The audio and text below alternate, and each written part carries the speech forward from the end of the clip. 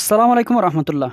বন্ধুরা, আমরা মানব কল্যাণ যে প্রবন্ধটি আছে এই প্রবন্ধটি পড়ছিলাম। এটি লিখেছেন আমাদের বিশিষ্ট কথা সাহিত্যিক, প্রাবন্ধিক এবং সংস্কার সচেতন, সমাজ ও সমকাল সচেতন বুদ্ধিজীবী মোহাম্মদ আবুল ফজল। তার ছদ্মনাম হচ্ছে শমশেরুল আজাদ। আমরা কিন্তু ইতিমধ্যে এই মানব কল্যাণ যে প্রবন্ধটি আছে এটির ব্যাখ্যা করেছি। এর মধ্যে দেখতে পাই এখানে কিন্তু লেখক আমাদেরকে আমাদের যে সকল অবমাননাকর অবস্থা আছে সেটি আমরা মানুষ হিসেবে বা জাতি হিসেবে বা একটি রাষ্ট্র হিসেবে আমরা যে অবমাননায় ভুগি এটি থেকে আমাদেরকে একটি মর্যাদাপূর্ণ অবস্থার মধ্যে নিয়ে যাওয়া, এটি কিন্তু এই প্রবন্ধের একটা উদ্দেশ্য ছিল। এক কথায় বলতে গেলে আমাদেরকে উদার ও সংকীর্ণতামুক্ত চেতনার জাগরণ ঘটায় এই প্রবন্ধটি। এই ছিল কিন্তু ওই মানব কল্যাণের যে মূলভাব আছে এই মূলভাবটি। এখন আমরা শব্দার্থ নিয়ে আলোচনা করব। এখানে প্রথম শব্দটি হচ্ছে অনুগৃহীত। গ্রহণ থেকে গৃহীত অর্থাৎ যে গ্রহণ করেছে। অনুগ্রহ বা আনুকূল্য পেয়েছে এমন, উপকৃত। তাহলে অনুগৃহীত অর্থ কি? অনুগৃহীত অর্থ হচ্ছে উপকৃত, অনুগ্রহ অর্থ হচ্ছে উপকৃত। আর মনীষা শব্দের অর্থ কি? মনীষা শব্দের অর্থ হচ্ছে বুদ্ধি, মনন, প্রতিভা, মেধা, প্রজ্ঞা। তোমরা নলেজ বলতে পারো বা বিজ্ঞান বলতে পারো বা সায়েন্স বলতে পারো, এগুলো কিন্তু সবগুলো মনীষারই অন্তর্ভুক্ত। তারপর রেশনাল, এটা হচ্ছে ইংরেজি শব্দ, এটা এখানে দেওয়া আছে রেশনাল অর্থ হচ্ছে বিচার বুদ্ধি সম্পন্ন। রেশনাল অর্থ হচ্ছে বিচার বুদ্ধি সম্পন্ন, যার পিছনে একটা রিজন থাকবে, বিচক্ষণ, যুক্তিসম্মত, সেটি কিন্তু রেশনাল কি বলা হয়, বক্তব্য বলা হয় বা রেশনাল লেখনী বলা হয়। তারপর পরের শব্দটি হচ্ছে মুক্ত বুদ্ধি। এখানে দুটি শব্দ, একটা হচ্ছে মুক্ত আর একটা হচ্ছে বুদ্ধি। অর্থাৎ যে বুদ্ধিটা মুক্ত, যে বুদ্ধির মধ্যে কোনো সংকীর্ণতা থাকবে না, যে বুদ্ধি প্রকাশে কোনো গুড়ামি থাকবে না, কোনো জাতির বাধা থাকবে না, কোনো ধর্মীয় বিশ্বাসের বাধা থাকবে না, সেটাকে কিন্তু কি বলা হয়, মুক্ত বুদ্ধি বলা হয়। এখানে বলা হচ্ছে সংকীর্ণতা ও গুড়ামি মুক্ত উদার মানসিকতা। আমরা জানি এই মানব কল্যাণের যে আবুল ফজল আছেন, আবুল ফজল এবং ডক্টর মোহাম্মদ শহীদুল্লাহ, কাজী মুতাহার হোসেন, এরা মিলে কিন্তু একটা বুদ্ধির মুক্তি আন্দোলন নামে একটা আন্দোলনের কী করেছিলেন, সূচনা করেছিলেন। এবং এর মাধ্যমে কিন্তু এর প্রগতিশীল একটা মুসলিম সাহিত্য সমাজ গঠিত হয়েছিল, যাদের মেন উদ্দেশ্য ছিল মুক্তিবুদ্ধির কী করা, মুক্তিবুদ্ধির চর্চা করা। যাদের মেন উদ্দেশ্য ছিল মুক্তিবুদ্ধির চর্চা করা।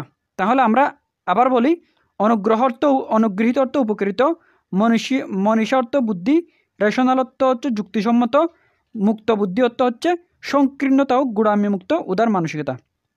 এরপরে কিন্তু আরও যে শব্দগুলো আছে ওই শব্দগুলো ব্যাখ্যা করার আমরা চেষ্টা করি।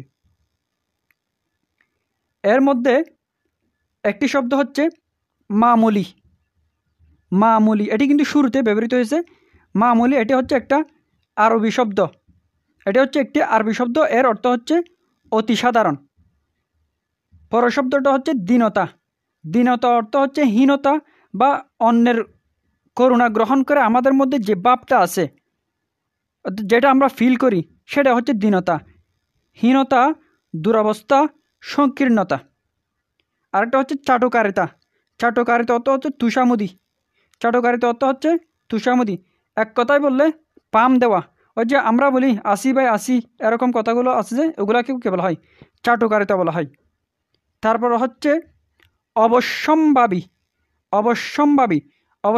অর্থ হচ্ছে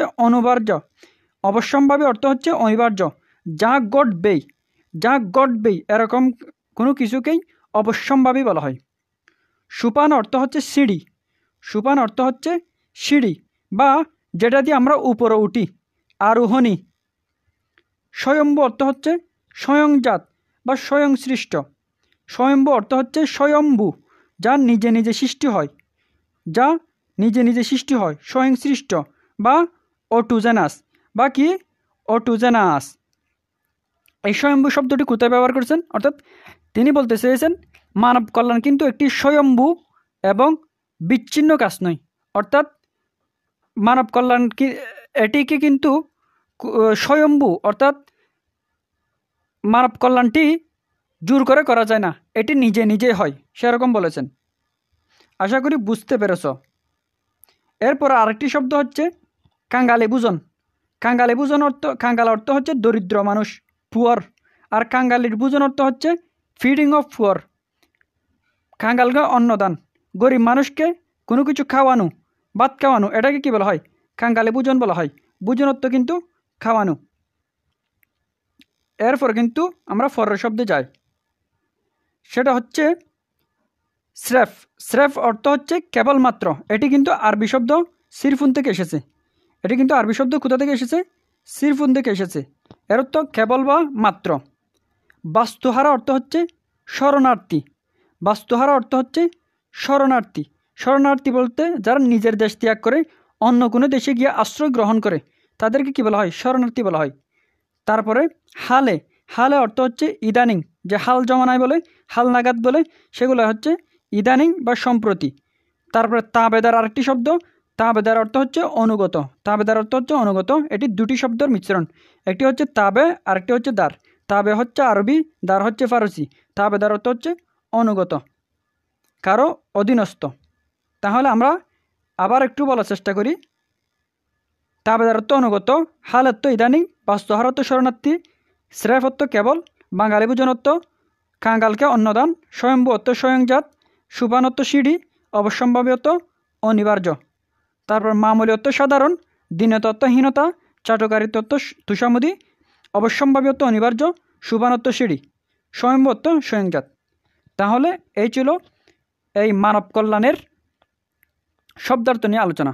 যদি তোমরা কোনো কিছু না বুঝে থাকো আমাকে ব্যক্তিগতভাবে এবং এই কমেন্ট বক্সে জানাতে পারো। জাজাকুমুল্লাহ ফর ওয়াচিং।